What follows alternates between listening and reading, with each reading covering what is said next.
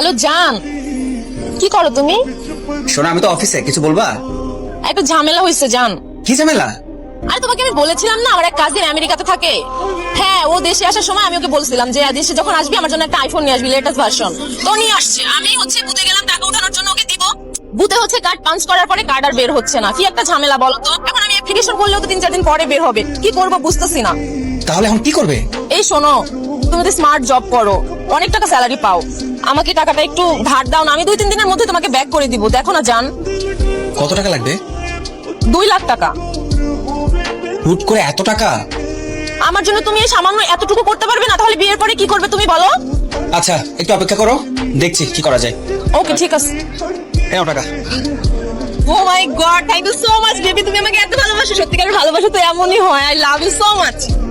আচ্ছা শোনো, তুমি ফোনটা নিয়ে বাসায় যাও, হ্যাঁ? আর আমার অফিসে যেতে হবে, বস জানলে কিন্তু আমার খবর